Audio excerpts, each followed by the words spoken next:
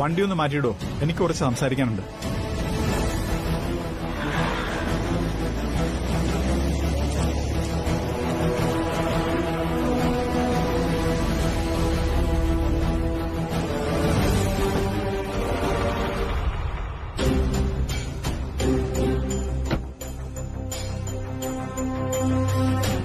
എന്താ വേണ്ടത്? അത് തന്നെ എനിക്ക് നിന്നോട് ചോദിക്കാനുള്ളത്. നീ എന്തിനുള്ള പുറപ്പാടാ? അത് നിങ്ങൾക്കറിയില്ലേ? നിങ്ങളുടെ മോളെ എനിക്ക് വിവാഹം കഴിക്കണം, അത്രേ ഉള്ളൂ. എല്ലാം നീ ഇവിടെ വെച്ച് നിർത്തിക്കോണം. മേലാൽ അവളുടെ പിന്നാലെ നടന്ന് അവളെ ശല്യപ്പെടുത്തരുത്. അവള് ഞാൻ കല്യാണം കഴിക്കാൻ പോകുന്ന പെണ്ണല്ലേ. അവളെ ഞാൻ കണ്ടുവന്നും മിണ്ടിയെന്നും കരുതി എന്താ കുഴപ്പം? നിന്നോടത് നിർത്താൻ പറഞ്ഞാൽ നിർത്തണം. ഭീഷണിയാണോ? പോലീസുകാരുടെ ഫാമിലിയോടാ നിന്റെ കളി. ആ ഒരു ഓർമ്മ നിനക്ക് വേണം. ഇത് നീ അവസാനിപ്പിച്ചില്ലെങ്കിലേ ശ്രീഹരി, നീ വിവരം അറിയും. വെറുതെ ഞങ്ങൾക്ക് ബുദ്ധിമുട്ടുണ്ടാക്കാൻ നിൽക്കരുത് നീ. എന്റെ പോലീസ് മാമ, നിങ്ങൾ പോലീസാണെങ്കിലേ അതിന് മുകളിലാണ് എന്റെ ബന്ധം. നിങ്ങൾ എണീറ്റ് നിന്ന് സല്യൂട്ട് ചെയ്യുന്ന മന്ത്രിയുടെ അനിയനാണ് ഞാൻ. നിങ്ങളുടെ കാക്കയും കൾസറായും യൂണിഫോമും ഒക്കെ ഊരി ഒപ്പിക്കാൻ ഞാൻ വിചാരിച്ചാൽ മതി.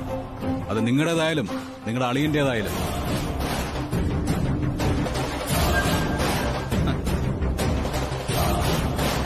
അതുകൊണ്ട് ഈ വക ഉമ്മാക്കിയൊന്നും ഇങ്ങോട്ട് വേണ്ട. ഞാൻ പറയട്ടെ, മോളെ കല്യാണം കഴിപ്പിച്ചു തരാമെന്ന് പറഞ്ഞ് വിളിച്ചു വരുത്തി നാട്ടുകാരുടെ മുമ്പിലിട്ട് അപമാനിച്ചപ്പോ, എന്റെ ജീവിതം വെച്ച് കളിച്ചപ്പോ നിങ്ങളൊന്നും നോക്കിയില്ലോ.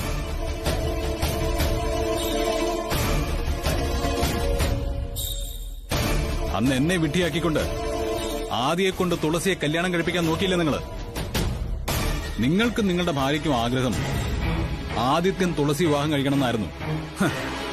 ഞാനുമായിട്ടുള്ള വിവാഹം അന്ന് മുടങ്ങുമെന്ന് നിങ്ങൾക്കറിയാമായിരുന്നു. എന്നിട്ട് നിങ്ങൾ എന്നെ ബലിയാളാക്കിക്കൊണ്ട് വിവാഹം നടത്താൻ ഒരുങ്ങി. പക്ഷെ ആ വിവാഹം നടന്നില്ല. ഞാനൊരു കോമാളിയായിട്ട് മാറി. എല്ലാവരും കൂടെ ചേർന്ന് എന്നെ കോമാളിയാക്കി മാറ്റി. അല്ലെന്ന് നിങ്ങൾക്ക് പറയാൻ പറ്റുമോ?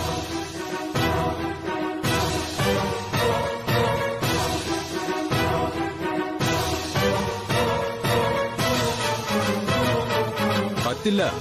നിങ്ങൾക്ക് അതിൽ നിന്ന് ഒളിച്ചോടാൻ പറ്റില്ല. ഞാനൊരാണാ, നട്ടലിന് ഉറപ്പുള്ളൊരാണ്. എന്നെ മാനം കെടുത്തിയവർക്ക് മാപ്പ് കൊടുക്കാൻ എനിക്ക് പറ്റില്ല. എന്റെ മനസ്സിനുണ്ടായ വേദന ചെറുതൊന്നുമല്ല. അതിപ്പോഴും എന്റെ ഉള്ളിൽ കിടന്ന് നീറുന്നുണ്ട്. അതിന്റെ പ്രതികാരം എനിക്ക് ചെയ്യണം, ചെയ്തേ പറ്റൂ. ശ്രീഹരി, അന്ന് കൂടുതലൊന്നും പറയണ്ട, എനിക്ക് കേൾക്കണ്ട. ഭാവിയിൽ എന്റെ അമ്മാവനല്ലേ, അതുകൊണ്ട് ഞാൻ അതിന് വിട്ടൊന്നും പറയുന്നില്ല.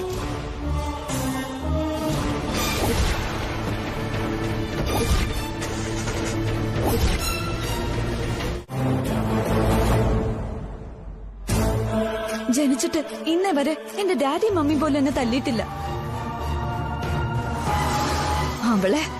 അവളെ കൊല്ലുക വേണ്ടത്. പക്ഷെ അങ്ങനെ അവളെ കൊന്ന എന്റെ വാശി അവിടെ തീർന്നു പോവും. അവളെ ഇഞ്ചിഞ്ചായി അനുഭവിപ്പിക്കണം. പൊള്ളലേറ്റ് വികൃതമായ മുഖമായി അവള് ജീവിക്കുന്നത് എനിക്ക് കാണണം. സൗന്ദര്യം കാണിച്ചല്ലേ അവൾ ആദ്യേട്ടനെ മയക്കുന്നത്?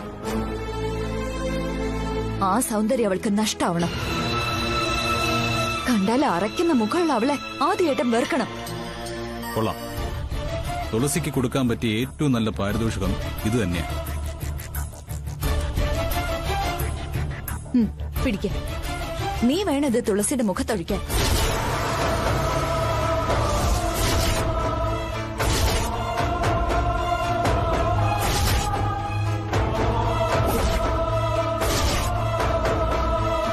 ഞാനോ?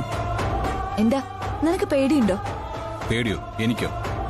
എങ്കിൽ നീ ഇതെനിക്ക് വേണ്ടി ചെയ്യണം. ഞാനിത് ചെയ്താ വിജയിക്കണമെന്നില്ല. അതുകൊണ്ട് ഇത് ഞാൻ നിന്നെ ഏൽപ്പിക്കുന്ന.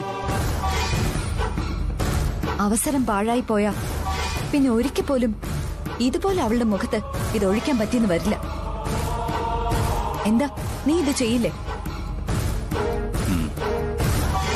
ഇതുപയോഗിച്ച് അവളുടെ മുഖം പൊള്ളിക്കുന്ന കാര്യം ഞാൻ ഒരു കാര്യം സൂക്ഷിക്കണം. അവളുടെ മുഖത്ത് ആസിഡ് ഒഴിച്ചത് നീ ഞാനും കൂടി പ്ലാൻ ചെയ്തിട്ടാണെന്ന് ഒരിക്കലും ആർക്ക് സംശയത്തിന് ഇട കൊടുക്കരുത്. അക്കാര്യം നീ എനിക്ക് വിട്ടുതന്നേക്കാം. ഇരു ചെവി അറിയില്ല.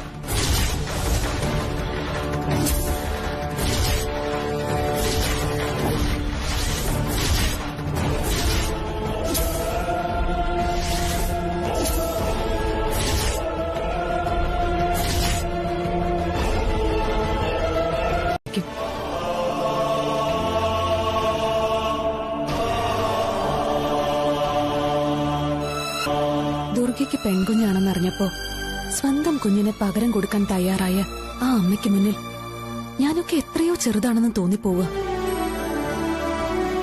ഒരു ഡോക്ടറായിട്ടും അങ്ങനെയൊന്നും ചിന്തിക്കാനുള്ള ശക്തി പോലും എനിക്കില്ല.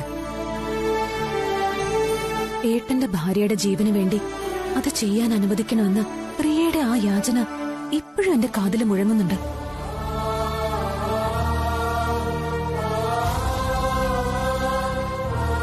ഇതുപോലൊരു ത്യാഗം ചെയ്യാൻ പ്രിയയ്ക്കും അതിനെ സപ്പോർട്ട് ചെയ്യാൻ ജയനും മാത്രമേ കഴിയൂ.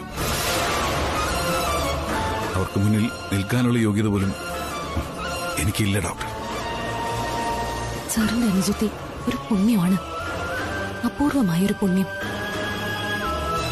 ഇത്രയും കാലം അവർ ജീവിക്കുകയായിരുന്നില്ല, ചുറ്റുമുള്ളവർക്ക് വെളിച്ചം നൽകാൻ എരിയുകയായിരുന്നു. ഇപ്പൊ ആ കൂട്ടത്തിലേക്ക് ഞാനും എത്തി.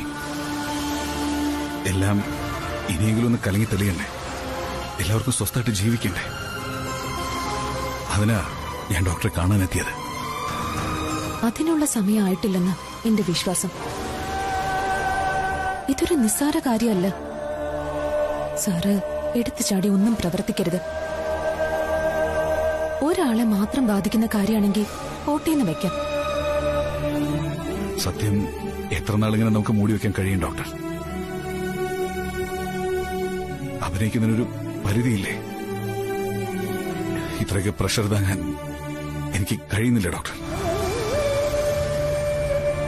എന്റെ മകൾ, അവിടെ നിന്ന് ചേർത്ത് പിടിക്കാൻ 10-22 വർഷം നഷ്ടപ്പെടുത്തിയ ഒരച്ഛന്റെ സ്നേഹവും വാത്സല്യമൊക്കെ ഭാര്യക്കൊരി കൊടുക്കാൻ,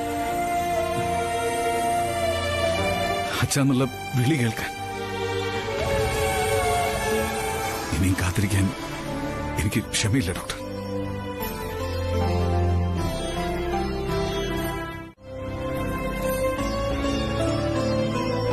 ഞാൻ മുമ്പ് പറഞ്ഞതുപോലെ DNA പോലുള്ള ശാസ്ത്രീയ മാർഗങ്ങൾ നോക്കാം.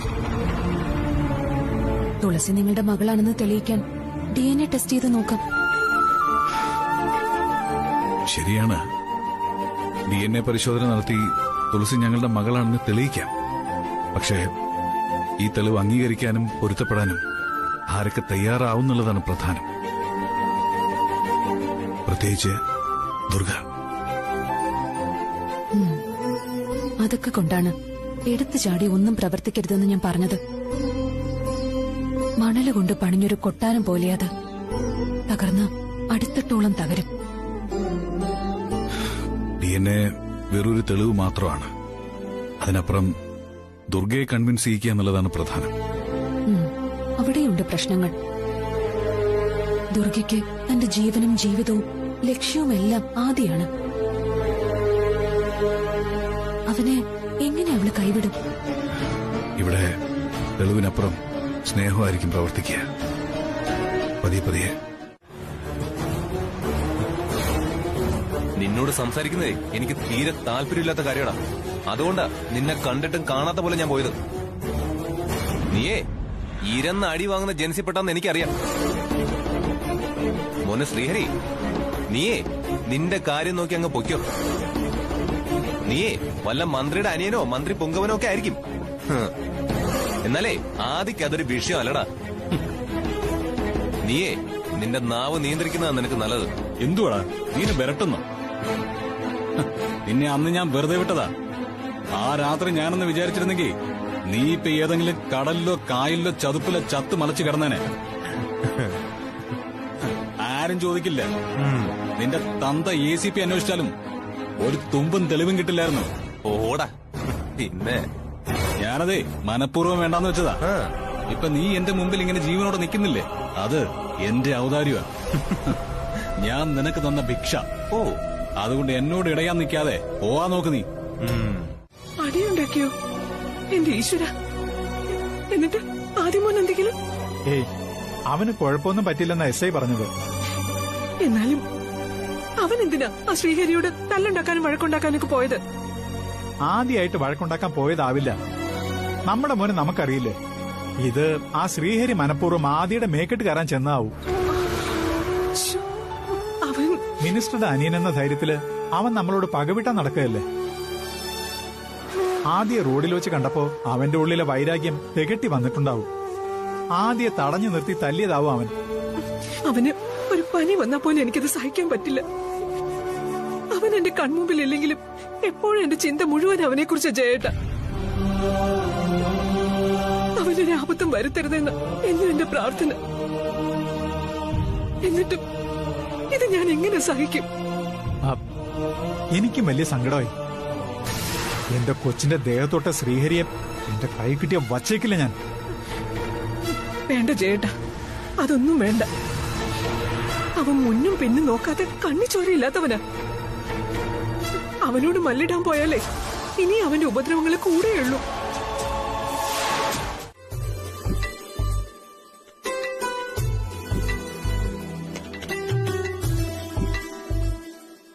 ഒരു പ്രധാനപ്പെട്ട കാര്യം പറയാൻ വേണ്ടിയിട്ടാ ഞങ്ങള് വന്നത്. ഈ വരുന്ന ശനിയാഴ്ച അച്ഛന്റെ ശ്രാദ്ധമാ. ഓർമ്മയുണ്ടമ്മേ? ശനിയാഴ്ച നമുക്ക് എല്ലാവർക്കും ചേർന്ന് പരശുരാമ ക്ഷേത്രത്തിൽ പോയി ബലിതർപ്പണം നടത്തണം. അത് പറയാനാ ഞാനും ഇവനും കൂടി വന്നത്. നമുക്ക് പോവാം. ഒരു കാര്യം കൂടി എനിക്കറിയാനുണ്ട്. എന്താണ് നിങ്ങളുടെ തീരുമാനം? പ്രസാദിനോടും കൂടി ചേർത്താ ഞാൻ ചോദിക്കുന്നത്. എനിക്ക് വയസ്സായി. എന്നാണ് വിഷ്ണുപാദം പോവുക എന്നറിയാം. നീ വിശ്വസിക്കുന്നുണ്ടോ ഇല്ലയോ? ഇടീ, ആദ്യം എനിക്ക് വിശ്വാസാണ്. ആദ്യം നിന്നെ ചതിക്കില്ലെന്ന് ഉറപ്പാണ്. അതെ, അതാണ് നിങ്ങളുടെ ബന്ധത്തിന്റെ ആഴം. പരസ്പരം ചതിക്കില്ലെന്ന് ഉറപ്പുണ്ടെങ്കിൽ നീ ഇങ്ങനെ വെപ്രാളപ്പെടേണ്ട കാര്യം എന്താണ്? അല്ലടി, ആ ഫോട്ടോസ് മുഴുവൻ നാട്ടില് വൈറലായില്ലേ? അതിനിപ്പോ ഒന്നും ചെയ്യാൻ പറ്റില്ലല്ലോ. അത് ഓർക്കുമ്പോഴേ എനിക്ക് ഭ്രാന്ത് പിടിക്കുന്നത്. എന്തിനു ഭ്രാന്ത് പിടിക്കണം? ആ ഫോട്ടോയില് നീ ഇല്ലല്ലോ. ഇല്ല എടി, പക്ഷെ ആദ്യം എല്ലാവരുടെ മുന്നിൽ നാണം കേട്ടില്ലേ? അതുകൊണ്ട് എടി, ആദിയെ കുറിച്ച് നീ അറിയുന്ന പോലെ തന്നെ ഞങ്ങൾ ഫ്രണ്ട്സിനും നാട്ടുകാർക്കും എല്ലാവർക്കും അവനെ കുറിച്ച് അറിയാം. അവൻ ഒരിക്കലും ഇങ്ങനെ ഒരു പ്രവൃത്തി ചെയ്യില്ലെന്ന് ഞങ്ങൾക്ക് വിശ്വാസമുണ്ട്. ഈ ഫോട്ടോസ് എല്ലാം ഫേക്കാണെന്ന് എല്ലാവർക്കും ബോധ്യമായി. പക്ഷെ ആദ്യം നാണം കെട്ടുപോയല്ലോ എന്നുള്ള ചിന്തയായിരുന്നു മനസ്സിൽ മുഴുവനും. ഇനി നീ അതേക്കുറിച്ചൊന്നും ചിന്തിക്കണ്ട. ഈ വിഷയം മനസ്സിന് മാറ്റിക്കളഞ്ഞേക്ക്. ആദ്യം നിനക്കുള്ളതാണെന്നും നിന്നെ തന്നെ വിവാഹം കഴിക്കുമെന്നും നിനക്കുറപ്പുണ്ടല്ലോ. എങ്കിൽ പിന്നെ ഇനി മാനം ഇടിഞ്ഞു വീണാലും നീ കല്ലുപോലെ ഇരുന്നാ പോരെ.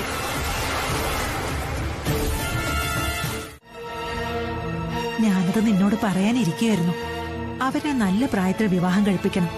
പിള്ളേർക്ക് ഒരുപാട് ലക്ഷ്യങ്ങളുണ്ടാവും. അത് നേടിയിട്ട് മതി വിവാഹം എന്നൊക്കെ പറയുകയും ചെയ്യും. പക്ഷേ നമ്മൾ മുതിർന്നവർ അതിനനുവദിക്കരുത്.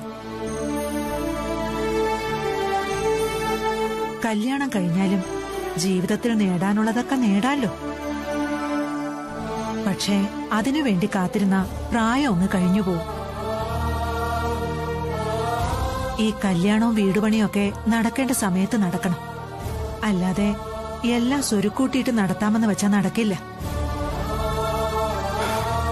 പക്ഷേ ആദ്യയുടെയും തുളസിയുടെയും കാര്യത്തില് ദുർഗ തീരെ താല്പര്യം കാണിക്കുന്നില്ലമ്മേ. അവളൊരു ശത്രുവിനെ പോലെ തുളസി കാണുന്ന. അവളുടെ താല്പര്യം ആതിരയോടാ. വളരെ രഹസ്യമായിട്ടാണ് നമ്മൾ ഈ വിവാഹം നടത്താൻ ഉദ്ദേശിക്കുന്നത്. അതായത് അമ്മയും ഞാനും നീയും ജയനും പിന്നെ നമ്മുടെ കുട്ടികളും അല്ലാതെ വേറെ ആരും ഈ വിവാഹത്തെക്കുറിച്ച് അറിയില്ല. നമ്മൾ അറിയിക്കില്ല. അങ്ങനെ ഒരു വിവാഹം വേണോ? നാലാൾ അറിയേ ആചാരപ്രകാരം അതൊക്കെ നടത്താം പെണ്ണേ. അതൊക്കെ ദുർഗയുടെ എതിർപ്പ് മാറിയ ശേഷം നമ്മൾ വളരെ ഗ്രാൻഡ് ആയിട്ട് തന്നെ ഈ കല്യാണം നടത്തും.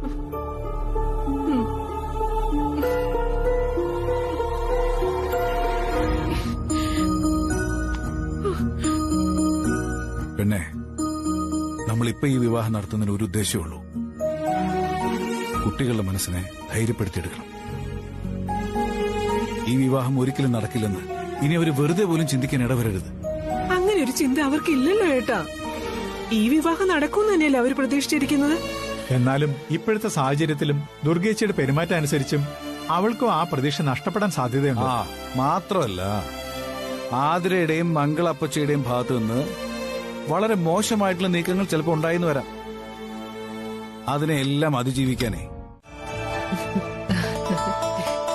ഞാൻ വീട്ടിലേക്ക് വരുമായിരുന്നല്ലോ പ്രിയ. ഏയ് അത് സാരമില്ല ഡോക്ടർ.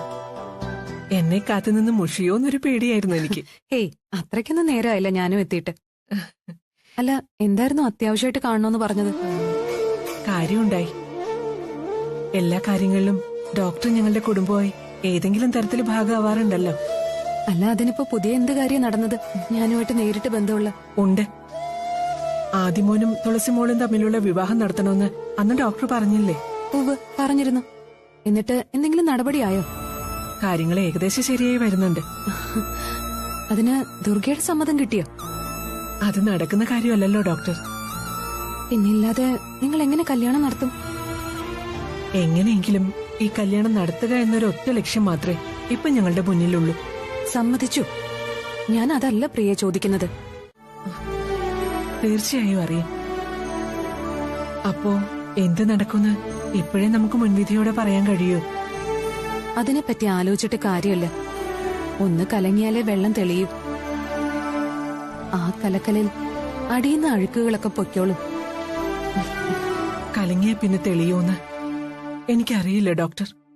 തെളിയാതെ പിന്നെ എവിടെ പോവാനാ പ്രിയെ? ആദിമോൻ തുളസിമോളുടെ കഴുത്തിൽ താലി കെട്ടുമ്പോ ഒരാൾ അതിന് സാക്ഷിയായി വേണമെന്ന് ഞങ്ങൾക്ക് ആഗ്രഹമുണ്ട് ഡോക്ടർ. അതിന്റെ ഒന്നും ആവശ്യമില്ല പ്രിയ. ഭംഗിയായി വിഘ്നങ്ങളൊന്നുമില്ലാതെ അവരുടെ കല്യാണം നടക്കട്ടെ. അതല്ലേ ആവശ്യം. അതാണ് ആവശ്യം. പക്ഷെ ഞങ്ങളുടെ ജീവിതത്തിലെ എല്ലാ കാര്യങ്ങൾക്കും സ്ഥാനമുള്ള ഡോക്ടർ, തീർച്ചയായും ഈ കല്യാണത്തിന് വരണം. ഏറ്റവും ആദ്യം വിളിക്കാൻ വന്നത് ഡോക്ടറെ. എന്താ ഇത് പ്രിയെ? ഒരു നല്ല കാര്യത്തിന് ക്ഷണിക്കുന്നത് കരഞ്ഞുകൊണ്ടാണോ? എന്റെ ഗതികേടായി പോയി ഡോക്ടർ. ഇങ്ങനെയൊന്നും ആയിരുന്നില്ല കല്യാണം ക്ഷണിക്കേണ്ടിയിരുന്നത്. കാരണം അമ്മയും അവനും തമ്മിലുള്ള സ്നേഹം അത്രയ്ക്ക് ഡീപ്പാണ്.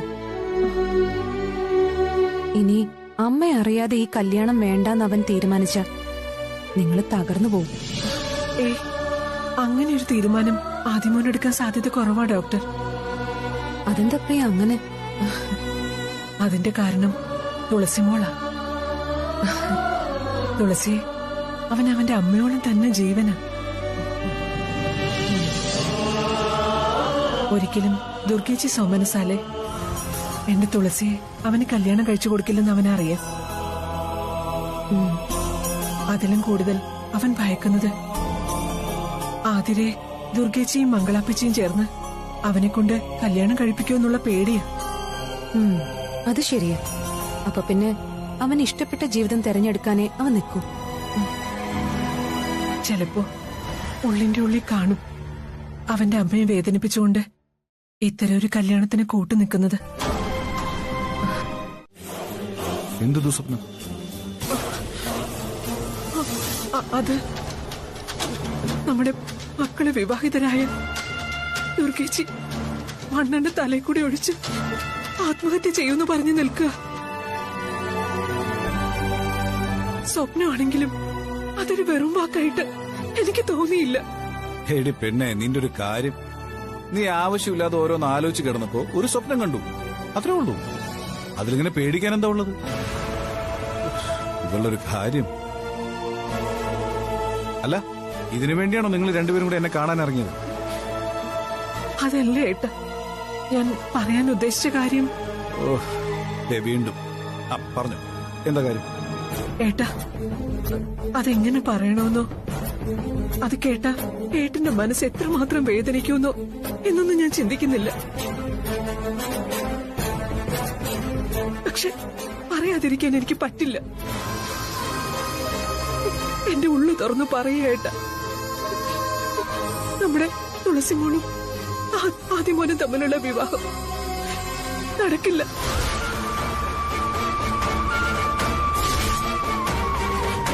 അവര് തമ്മിൽ ഒരുമിച്ച് അതിന്റെ അനന്തരഫലം ചൈതന്യേട്ട ദുർഗേച്ചിയുടെ ശരീരമായിരിക്കും.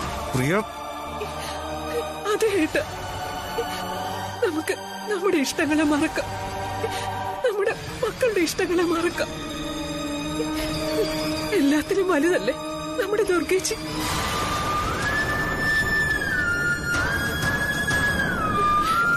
എന്റെ പൊന്നു പെണ്ണ, നീ ഒന്ന് സമാധാനപ്പെടും. ഇങ്ങനൊരു നിസ്സാര സ്വപ്നത്തിന്റെ പേരിൽ ഇങ്ങനൊന്ന് ചിന്തിച്ചു കൂട്ടല്ലേ. ആ രാജവർമ്മയുടെ കള്ള കഥകൾ കേട്ട് ഞാൻ എന്റെ കുട്ടികളെ വല്ലാതെ വേദനിപ്പിച്ചിട്ടുണ്ട്.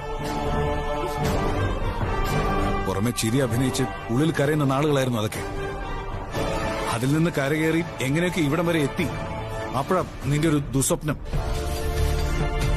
ഇനിയിപ്പോ ഒരു തമാശയായിട്ടാണെങ്കിൽ പോലും അവരൊന്നിക്കില്ല എന്നുള്ള വാക്ക് കേൾക്കാൻ പോലും എനിക്ക് പറ്റില്ല. അത്രയ്ക്ക് മോഹിച്ചു പോയ പാവങ്ങൾ. അവർക്ക് ആ മോഹം കൊടുത്തത് നമ്മൾ തന്നെയല്ലേ. ആ മോഹത്തിന് ഭംഗം വരുത്താൻ നമ്മൾ കാരണക്കാരായിക്കൂടാ. എന്റെ പൊന്നു ജയ, തനിക്കെങ്കിലും ഒന്ന് പറഞ്ഞു കൊടുത്തൂടായിരുന്നോ? ഞാനും ഇത് ഇവളോട് പറഞ്ഞു. എവിടെ? അതൊക്കെ ഇവളുടെ ചെവിയിലോട്ട് കയറണ്ടേ? പറഞ്ഞ് ഞാൻ മടുത്തു. ദുർഗേച്ചിയുടെ സ്വഭാവം നമുക്ക് അറിയാവുന്നല്ലേ ഏട്ടാ. സ്വപ്നം കണ്ടാലും കണ്ടില്ലെങ്കിലും ദുർഗേച്ചിയുടെ സമ്മതമില്ലാതെ വിവാഹം നടത്തിയ ദുർഗേച്ചി വല്ല കടുങ്കയും ചെയ്യാൻ സാധ്യതയുണ്ട്.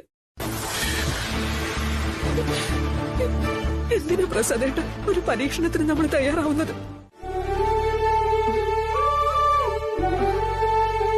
എന്നോട് വല്ലാതെ ദേഷ്യം തോന്നുന്നുണ്ടാവും ഡോക്ടർക്കല്ലേ? ഏയ്, ഒരിക്കലുമില്ല. സ്നേഹവും സഹതാപവും മാത്രമേ ഉള്ളൂ. എനിക്കൊരു സഹോദരി ഉണ്ടായിരുന്നെങ്കിലും ഞാൻ ഇങ്ങനെ പെരുമാറും. എന്നെ പൂർണ്ണമായിട്ട് മനസ്സിലാക്കാൻ ഡോക്ടർക്കേ കഴിഞ്ഞിട്ടുള്ളൂ. ശരിയാണ്. പക്ഷെ എവിടെയൊക്കെയോ പ്രിയ എനിക്ക് പിടികിട്ടുന്നില്ല. അത്രയ്ക്ക് ദുർഗ എന്ന ഭയം പ്രിയെ ബാധിച്ചിരിക്കാം. ഒരു തരത്തിൽ പ്രിയ പിടിച്ചു വാങ്ങേണ്ടതല്ലേ ആദ്യേ? അതിന് ആരുടെയെങ്കിലും ഔദാര്യത്തിനോ ഭിക്ഷയ്ക്കോ കാത്തു നിൽക്കേണ്ടതുണ്ടോ? വേണ്ട,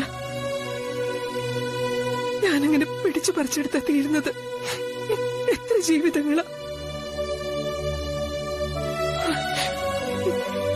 അതൊക്കെ പിന്നെ ഞാൻ എന്തെങ്കിലും നേരെയാക്കണമെന്ന് വിചാരിച്ച ചേരുന്നതാണോ? തന്റെ വാദങ്ങളും ചിന്തകളും ഒക്കെ ശരിയാണ്, നല്ലതുമാണ്. പക്ഷെ അതിന്റെയൊക്കെ അപ്പുറത്ത് പച്ചയായ യാഥാർത്ഥ്യങ്ങളില്ലേ പ്രിയെ? ഒരു വശത്ത് എല്ലാം അറിയുന്ന തന്റെ ചേട്ടനുണ്ട്, മറുവശത്ത് സകലതും മൂകമായി അനുഭവിക്കുന്ന തന്റെ ഭർത്താവും. അവരൊക്കെ ഇപ്പൊ പ്രിയയുടെ കൂടെയാണ്. ആ ധൈര്യമെങ്കിലും പ്രിയ കാണിക്കണ്ടേ? എന്റെ ഉറച്ച അഭിപ്രായം എന്താണെന്ന് ചോദിച്ചാ പ്രസാദ് സാറും ജയനും എടുത്ത തീരുമാനത്തിന്റെ കൂടെ ഉറച്ചു നിൽക്കുക. പ്രിയായിട്ട് അവരെ ടെൻഷൻ ആക്കരുതെനി. കാരണം ഞാൻ മനസ്സിലാക്കിയത് പ്രിയയുടെ ഓരോ മാറ്റങ്ങളും അവരെ വല്ലാതെ സമ്മർദ്ദത്തിലാക്കുന്നുണ്ട്. പ്രിയ ആദ്യം കല്യാണത്തിന് സമ്മതിച്ചതും പിന്നീട് ഇപ്പൊ വേണ്ട ദുർഗേച്ചിയുടെ സമ്മതം വരെ കാത്തിരിക്കാന്നൊക്കെ പറയുന്നത് അവരെ വല്ലാതെ വിഷമിപ്പിക്കുന്ന കാര്യങ്ങളാ. ഇല്ല ഡോക്ടർ, ഞാനിനി കുറച്ചു തന്നെ നിന്നോളാം. എന്റെ ഗുരുവായൂരപ്പനാണ്, ഞാൻ നിന്നോളാം. എനിക്ക് എന്റെ കുട്ടികളുടെ കല്യാണം നടക്കണം. പ്രസാദും ഞാനും കൂടെ ഇന്ന് അതേക്കുറിച്ച് സംസാരിച്ചിരുന്നു. അവൻ ചില തീരുമാനങ്ങൾ എടുത്തിട്ടുണ്ട്. നീയും ഞാനും കൂടെ അവനൊപ്പം നിൽക്കണം. ഏട്ടൻ അതേക്കുറിച്ച് ഞങ്ങളോട് സംസാരിച്ചിരുന്നു. ഞാനും ചേട്ടനും അതേക്കുറിച്ച് ചിന്തിച്ചായിരുന്നു. എന്നിട്ട് ദുർഗേച്ചി അറിയാതെ പ്രസാദേട്ടന്റെ തീരുമാനപ്രകാരം മക്കളുടെ വിവാഹം നടത്തിയ പിന്നീട് എന്ത് സംഭവിക്കും എന്നതിനെ കുറിച്ച് ആലോചിച്ച് എനിക്കും ടെൻഷനുണ്ട് അമ്മ. അത് ഭാവിയിൽ വലിയ അപകടങ്ങൾ ഉണ്ടാക്കുമോ എന്നൊരു പേടി എനിക്കുണ്ട്. ഏട്ടന്റെ തീരുമാനം ഒരെടുത്തുചാട്ടമല്ലേ എന്ന് തോന്നുന്നുമുണ്ട്. തൽക്കാലം ദുർഗയുടെ കാര്യമൊന്നും ഇപ്പൊ ചിന്തിക്കേണ്ട പ്രിയേ. അവളെ എങ്ങനെ കാര്യങ്ങൾ പറഞ്ഞു ബോധ്യപ്പെടുത്തണമെന്ന് പ്രസാദിന് അറിയില്ലേ? അവനത് വേണ്ട രീതിയിൽ കൈകാര്യം ചെയ്തോളും. എങ്ങനെ? അതേട്ട് പറയുന്നില്ലല്ലോ. ദുർഗേച്ചയാണെങ്കിൽ തുളസി മോളെ ആജന്മ ശത്രുവായിട്ടാ കാണുന്നത്. ആ ശത്രുത എങ്ങനെ മാറ്റിയെടുക്കും? ദുർഗേച്ചിയുടെ കടുംപിടുത്തം അമ്മയ്ക്ക് അറിയാവുന്നതല്ലേ? ദുർഗേച്ചി ഏതെങ്കിലും ഒരു കാര്യത്തിൽ വാശി പിടിച്ച് സാക്ഷാൽ സർവേശ്വരൻ നേരിട്ട് വന്നു കണ്ടു പറഞ്ഞാലും മാറ്റുമോ അത്? ഇക്കാര്യത്തിൽ ദുർഗേച്ചി ഉപദേശിക്കാൻ ആർക്കാ ധൈര്യമുള്ളത്? പ്രസാദേട്ടൻ പോലും കാര്യത്തോടടുക്കുമ്പോ മൗനം ഭജിക്കും. ഇതൊക്കെ അറിയാവുന്നതുകൊണ്ട് എനിക്ക് ഉത്കണ്ഠ തോന്നുന്നത്. ദുർഗയുടെ അഭിപ്രായത്തിന് കാത്തുനിന്നാ ഈ ജന്മ ആദിയുടെയും തുളസിയുടെയും കല്യാണം നടത്താൻ പറ്റുമെന്ന് എനിക്ക് തോന്നുന്നില്ല. അതുകൊണ്ട് തൽക്കാലം ദുർഗയുടെ കാര്യത്തിൽ കണ്ണടയ്ക്കുന്നതാ നല്ലത്. അമ്മ അങ്ങനെ തന്നെയാണോ പറയുന്നത്? പിന്നെ ഞാൻ എന്തു പറയണം? ഞാൻ ആലോചിച്ചിട്ട് പ്രസാദിന്റെ തീരുമാനം തന്നെയാ നല്ലത്. പിന്നീടെല്ലാം വരുന്നിടത്ത് വെച്ച് കാണാം. അമ്മേ, നിനക്ക് ആ കല്യാണം നടന്നു കാണണമെന്ന് ആഗ്രഹമില്ലേ? അതുണ്ട്. എനിക്കങ്ങനെ ആഗ്രഹിക്കാതിരിക്കാൻ പറ്റുമോ അമ്മേ? എന്നാ തൽക്കാലം ദുർഗയോടുള്ള സഹതാപമൊക്കെ മാറ്റിവെച്ച് പ്രസാദ് പറയുന്നത് പോലെ ചെയ്യ്.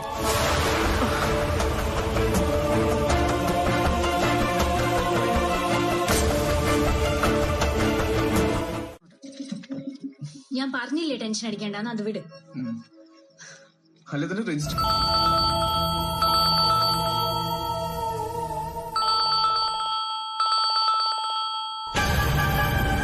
ഹലോ, ഇപ്പോഴാണ് നിനക്ക് വിളിക്കാൻ കണ്ട നേരം? നല്ലൊരു സിനിമ കണ്ടുവന്ന മൂടും പോയി. ഓ പിന്നെ, നീ ഇപ്പൊ സിനിമ കണ്ട് സ്പീൽബർഗ് ആവാൻ പോവല്ലേ? ഒന്ന് പോടാ. എടീ, എനിക്കൊരു ഐഡിയ തോന്നുന്നു. നമുക്കൊരു ഷോർട്ട് ഫിലിം ചെയ്താലോ? അതിന് നിനക്ക് എന്തെങ്കിലും അറിയോ? നീ എന്നെ അങ്ങനെ കൊച്ചാക്കൊന്നും വേണ്ട. അത്യാവശ്യം കാര്യങ്ങളൊക്കെ എനിക്കറിയാം. നമുക്ക് പ്ലാൻ ചെയ്യാന്നേ.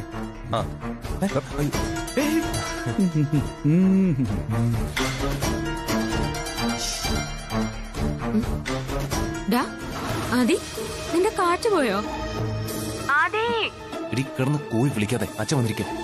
ഓ അതായിരുന്നോ? അല്ല, നീ പ്ലാൻ പറ. കഥ ഞാൻ ഉണ്ടാക്കാം, നീ ബാക്കി കാര്യങ്ങളൊക്കെ സെറ്റ് ചെയ്യണം. നീ കഥ തയ്യാറാക്കോ? അത് കൊള്ളാലോ. പിന്നല്ലാതെ ഞാൻ അതിന്റെ കഥയും തിരക്കഥയും സംഭാഷണവും ഒക്കെ ചെയ്യാം. ഞാൻ ഇപ്പോഴേ കഥയ്ക്കൊരു പേര് കിട്ടു. എന്താന്നറിയണ്ടേ? പിന്നെ അറിയണ്ടേ?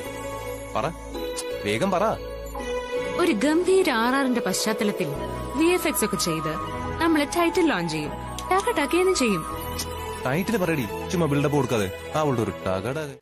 ഇവിടെയാണെങ്കിൽ ഇപ്പൊ അമ്മയും ഇല്ല. അപ്പോ സൗകര്യപ്രദമായിട്ട് നമുക്ക് അവിടെ കൂടുന്നതല്ലേ അതിന്റെ ഒരു ശരി. അതല്ലല്ലോ അച്ഛാ, നമ്മൾ അങ്ങോട്ട് പോയൊരു തീരുമാനം എടുക്കണമെങ്കിൽ അതും അമ്മയെ കൂട്ടാതെ. അതൊരു ഒളിച്ചുകളിയല്ലേ എന്നൊരു തോന്നല്. എടാ, ഇതിലിപ്പോ എന്ത് ഒളിച്ചു കളിക്കാണ്? അല്ലെങ്കിൽ തന്നെ ഇതൊക്കെ എത്ര കാലം ഇങ്ങനെ ഒളിച്ചു വെക്കാൻ പറ്റും? തൽക്കാലത്തേക്കെങ്കിലും ഒളിച്ചു വെക്കാലോ അച്ഛാ.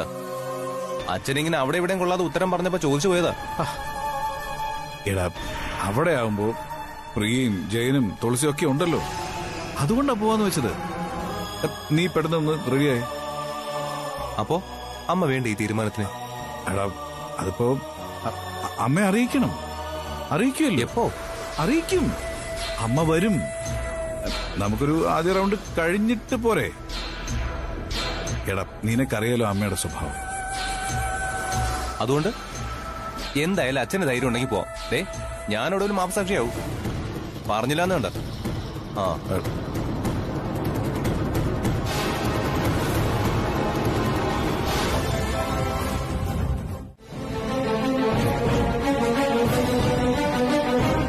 എന്താ രണ്ടുപേരും പുതിയൊരു കാര്യം കേട്ടതുപോലെ നോക്കുന്നു?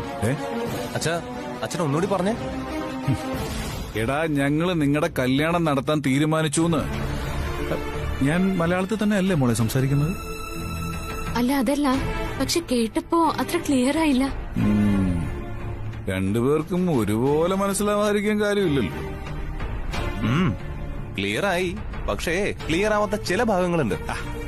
അതച്ഛനറിയാം ഏത് ഭാഗമാണ് ക്ലിയർ ആവാത്തതെന്നുള്ളത്. മാമ, എന്ത് അടിസ്ഥാനത്തിലാ ഇപ്പൊ പെട്ടെന്ന് ഇങ്ങനെ ഒരു തീരുമാനത്തിലെത്തിയേ? അതൊക്കെ ഞങ്ങൾ വിശദീകരിക്കാതെ തന്നെ നിങ്ങൾക്കറിയാവുന്ന കാര്യങ്ങളല്ലേ. അപ്പൊ അമ്മയുടെ തീരുമാനം വേണം. അമ്മയുടെ തീരുമാനവും സമ്മതവും അനുഗ്രഹവും ഒക്കെ വേണം.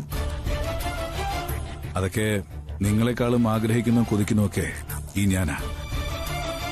എന്റെ തോളോട് ചേർന്നോ അല്ലെങ്കിൽ അതിനു മുന്നിൽ നിന്നോ കാര്യങ്ങളൊക്കെ ചെയ്തു തീർക്കേണ്ടവളാ അവള്. എന്നിട്ടാണ് അച്ഛൻ ഇങ്ങനെ ഒരു തീരുമാനം സ്വയം എടുത്തത്. അച്ഛാ, ഇതൊരുമാതിരി ഇമോഷണൽ ബ്ലാക്ക്മെയിലിംഗ് ആണ്. അമ്മയ്ക്ക് ഇഷ്ടമില്ലാത്ത ഒരു പെൺകുട്ടിയെ കല്യാണം കഴിച്ചിട്ട് അമ്മയുടെ മുമ്പിൽ ചെന്ന് കരഞ്ഞ് കാല് പിടിച്ച് യാചിക്കണം. അതല്ലേ നിങ്ങൾ എല്ലാരും പറഞ്ഞു വരുന്നത്?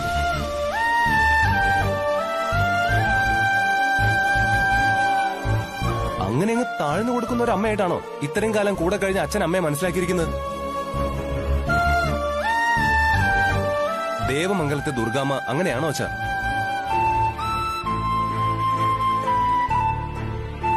അല്ല മോനെ, അങ്ങനെ കണ്ണീരിലും നിലവിളിയിലും ഒന്നും വീഴുന്നവളല്ല ദുർഗേച്ചിന്നറിയാം. പക്ഷെ ഞങ്ങളുടെ മുന്നിൽ നിങ്ങളെ തമ്മിൽ ഒന്നിപ്പിക്കാൻ പിന്നെ ഏത് വഴിയാ ഉള്ളത്? നമുക്ക് പരസ്പരം ചോദ്യങ്ങൾ ചോദിച്ച് ഉത്തരം കണ്ടെത്തിയതുകൊണ്ട് മാത്രം നിങ്ങളുടെ കല്യാണം നടക്കില്ല മക്കളെ. അതുകൊണ്ടാണ് ഇങ്ങനൊരു തീരുമാനത്തിലേക്ക് ഞങ്ങളെ കൊണ്ട് എത്തിച്ചത്. ഇനി തീരുമാനിക്കേണ്ടത് നിങ്ങളാ. നിങ്ങൾ വേദനിക്കാതിരിക്കാൻ വേണ്ടിയാ ഞങ്ങൾ ഓരോന്ന് ആലോചിച്ച് തീരുമാനിക്കുന്നത്. അല്ലാതെ ഇതൊന്നും ആലോചിക്കാഞ്ഞിട്ടല്ല.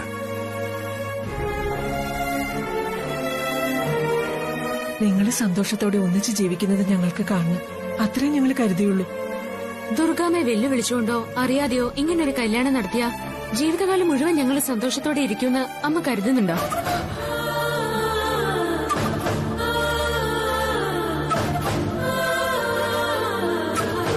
മാമൻ കരുതുന്നുണ്ടോ? അച്ഛൻ കരുതുന്നുണ്ടോ? ഉത്തരം പറയാൻ പറ്റുന്നില്ല അല്ലേ?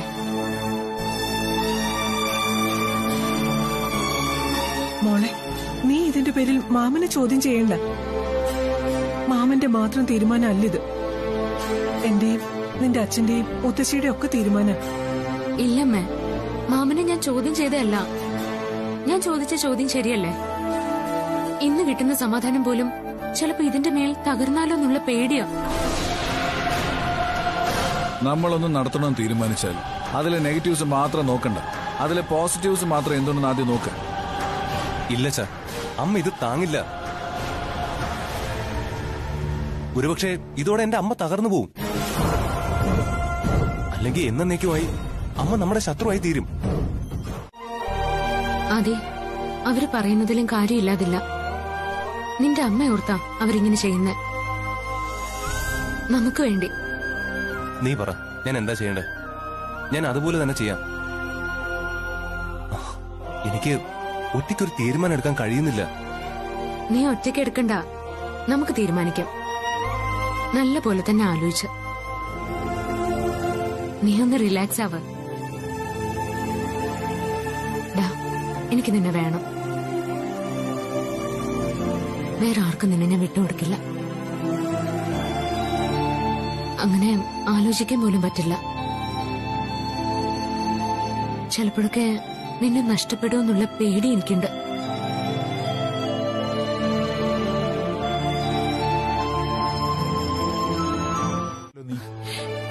അറിയാത്തോണ്ടല്ല ജയേട്ട, ഓരോന്ന് ആലോചിക്കുമ്പോ ശങ്ക കിടന്ന് പടപെടാന്നിടിക്കുക. അതിപ്പോ നിനക്ക് മാത്രമല്ല, നമ്മളെല്ലാവർക്കും അങ്ങനെ തന്നെയാ. നമ്മളിപ്പോ ചെയ്യാൻ പോകുന്നതിന്റെ വരുംവരായികൾ ആലോചിക്കുമ്പോ ആകെ ടെൻഷനാ. അതുകൊണ്ട് അതിനെപ്പറ്റി ഒന്നും ആലോചിക്കേ വേണ്ട, അത്ര തന്നെ. ആലോചിക്കുന്നതല്ലോ, ഇപ്പൊ മനസ്സ് നിറയെ അത് മാത്രമേ ഉള്ളൂ. അതുകൊണ്ട് നമ്മുടെ മക്കളുടെ ആഗ്രഹം വേണ്ടാന്ന് വെക്കാൻ പറ്റുമോ? നാളെ ആണെങ്കിലും നമ്മളല്ലേ അത് മുമ്പിൽ നിന്ന് നടത്തി കൊടുക്കേണ്ടത്. ഇതിപ്പോ ഇങ്ങനെ ആയിന്ന് കരുതിയാ മതി. സ്വയം ആശ്വസിക്കാനോ മറ്റുള്ളവരെ തൽക്കാലത്തേക്ക് ആശ്വസിപ്പിക്കാനോ പറയുന്നത് എളുപ്പാ. പക്ഷേ ശാശ്വതമായിട്ടുള്ള ഒരു ആശ്വാസം എന്നാ ജയേട്ട നമുക്ക് കിട്ടുന്നത്? ജീവിതകാലം മുഴുവൻ ഇങ്ങനെ ഒരുകി ഒരുകി ജീവിക്കാനാണോ നമ്മുടെ യോഗം?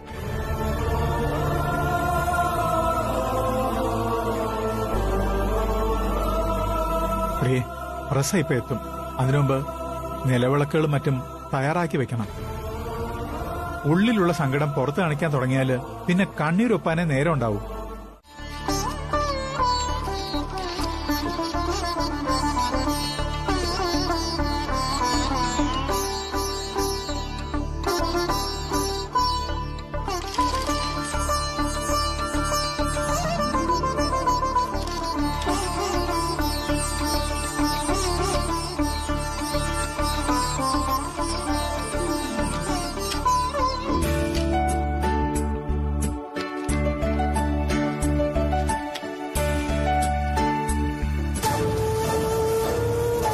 ഇത് തിരിഞ്ഞും മറിഞ്ഞും കിടക്കുന്ന ജാതകമാണല്ലോ.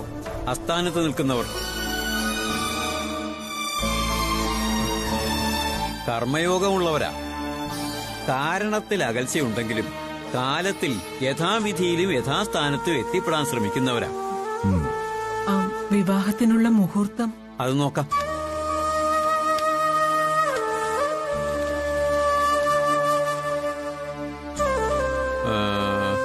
അടുത്ത മാസം 23-ാം തീയതി തിങ്കളാഴ്ച ഒരു ശുഭമുഹൂർത്തം കാണുന്നുണ്ട്.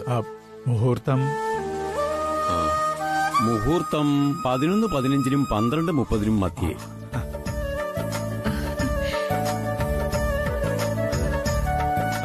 അമ്പലത്തിൽ നടത്തേണ്ട വഴിപാടിന്റെ വിവരങ്ങളൊക്കെ ഞാൻ വഴിയെ കുറിച്ച് തരാം. ഓ ആയിക്കോട്ടെ. എന്നാ അങ്ങനെ നടക്കട്ടെ.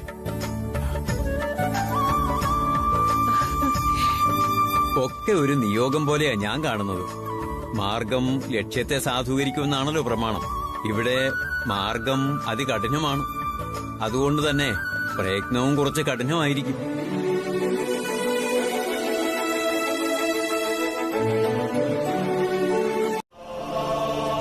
വിവാഹം കഴിയുമ്പോ അവരെ സംബന്ധിച്ച് ജീവിതത്തിൽ ഏറ്റവും വലിയ ആഗ്രഹം സഫലമാവുമല്ലോ. അതും ജീവിതത്തിൽ ഒരിക്കലും സംഭവിക്കില്ല എന്ന് കരുതിയിരുന്ന കല്യാണം അവരുടെ ആജന്മ ശത്രുവായ ദുർഗേച്ചയെ തോൽപ്പിച്ചുകൊണ്ട്. നമ്മുടെ മോൾക്ക് മാത്രമേ ദുർഗേച്ച ആജന്മ ശത്രു ആവുന്നുള്ളൂ. ആദ്യമോന് അവനിപ്പോഴും അത് അവന്റെ സ്നേഹനിധിയായ അമ്മ തന്നെയാ. അതായിക്കോട്ടെ, പക്ഷെ അവർക്കറിയില്ലല്ലോ തുളസിയെ ഒരിക്കലും ദുർഗേച്ചി സോമനസാലെ അവന് കല്യാണം കഴിച്ചു കൊടുക്കില്ലെന്ന്. ശരി, കല്യാണം കഴിഞ്ഞ് എന്താ ജയേട്ടന്റെ പദ്ധതി? നമുക്കറിയുന്ന സത്യങ്ങൾ എത്ര കാലം നമുക്ക് ഒളിപ്പിച്ചു വെക്കാൻ പറ്റും? ജയേട്ടൻ എന്തോ പറഞ്ഞു വരുന്നത്? സത്യങ്ങൾ എല്ലാ കാലത്തും എല്ലാരിൽ നിന്നും നമുക്ക് മറച്ചു പിടിക്കാൻ കഴിയില്ലല്ലോ. കുറച്ചു പേരെ കുറെ കാലവും കുറെ പേരെ കുറച്ചു കാലവും എന്നല്ലേ. പ്രസയുടെ കൂടെ സാന്നിധ്യത്തിൽ സത്യങ്ങൾ നമുക്ക് ആദ്യോടും തുളസിയോടും പറയാലോ. നമ്മളെ പൊന്നുപോലെ വളർത്തിയ നമ്മുടെ തുളസിമോളുടെ മുഖത്ത് നോക്കി പറയണം, നീ ഞങ്ങളുടെ മകളല്ല, നിന്റെ അച്ഛനും അമ്മയും ഞങ്ങളല്ലെന്ന്.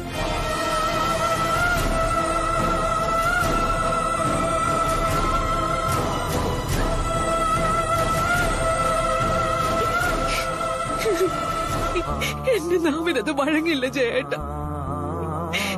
അവളെ തള്ളി പറയാൻ എനിക്കാവില്ല, എന്നെ കൊണ്ടാവില്ല. എന്റെ കുഞ്ഞ് തളർന്നു പോവും. അവൾക്കത് താങ്ങാൻ കഴിയില്ല. ഇല്ല ജയേട്ട, ഇല്ല, ഞാനത് പറയില്ല. അത് പാപമായി പോവും.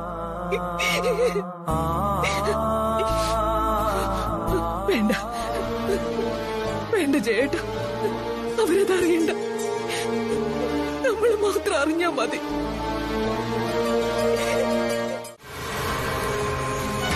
എടാ, നിന്റെ ജീവിതം കൊണ്ട് ചൂതാട്ടം കളിക്കാൻ ഞാൻ ആഗ്രഹിക്കുന്നില്ല.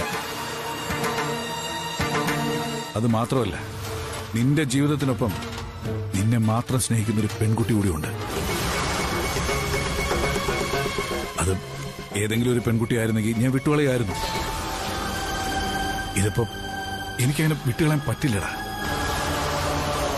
അവിടെയാ എനിക്ക് നിന്റെ അമ്മയെ പേടി. ആ പേടി അച്ഛൻ ഇങ്ങനെയാണോ ഇല്ലാതാക്കുന്നത്?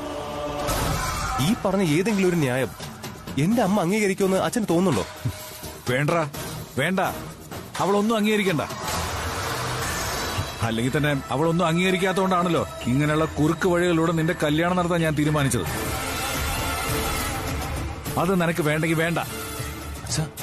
നീയേ നിന്റെ അമ്മ പറയുന്ന ഏതെങ്കിലും പെണ്ണിനെ കെട്ടിക്കോ, എന്നിട്ട് അവള് പറയുന്ന പോലെ സുഖമായിട്ട് അങ്ങ് ജീവിക്കും.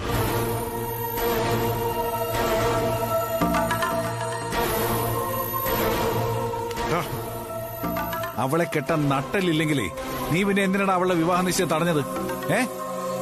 അവിടെ നിന്ന് എന്തൊക്കെയോ വീമ്പടിക്കുന്നത് കേട്ടല്ലോ. അതൊക്കെ വെറുതെ ആയിരുന്നോ? ആയിരുന്നോന്ന് അച്ഛൻ ഞാൻ മിണ്ടിപ്പോരത് നീ. ഇപ്പൊ ഞാനല്ലേ നിന്റെ ശത്രു, നിന്നെ നിന്റെ പ്രിയപ്പെട്ട അമ്മയിൽ നിന്ന് പിരിച്ചെടുക്കുന്ന ശത്രു. അച്ഛാ ഞാൻ അങ്ങനെയൊന്നും കരുതിയിട്ടില്ല. നിന്റെ അമ്മയോടെ ഇതൊന്നും പറയാൻ കഴിയാതെ ഞാൻ അനുഭവിക്കുന്ന വേദന ചില്ലറയൊന്നുമല്ല. ചില നേരത്തെ അവളുടെ സംസാരം കേൾക്കുമ്പോ ചങ്ക് പൊട്ടുന്ന പോലെ തോന്നും. അത്രയും വേദന കടിച്ചു പിടിച്ചിട്ടാ നിന്റെ നന്മയ്ക്ക് വേണ്ടി, നിന്റെ ജീവിതത്തിന് വേണ്ടി ഞാൻ കിടന്ന് ഓടുന്നത്.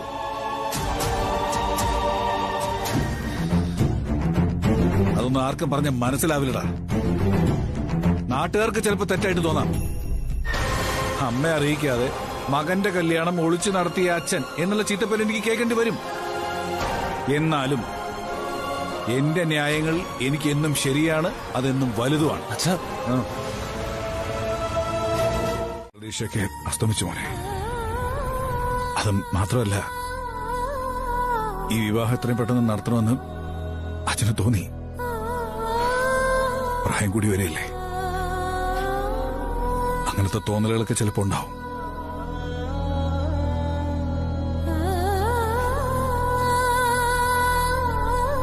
സോറി അച്ഛാ.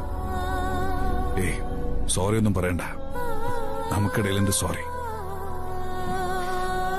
നിന്റെ ചോദ്യങ്ങൾ നിന്റെ ഭാഗത്തുനിന്ന് കേൾക്കുമ്പോ അതിൽ ന്യായമുണ്ട്. എടാ, എന്റെ ഉത്തരങ്ങൾ അങ്ങനെ തന്നെയാ. പക്ഷേ രണ്ടിന്റെ അവസാനം നിങ്ങൾ ഒരുമിച്ചുള്ളൊരു ജീവിതം.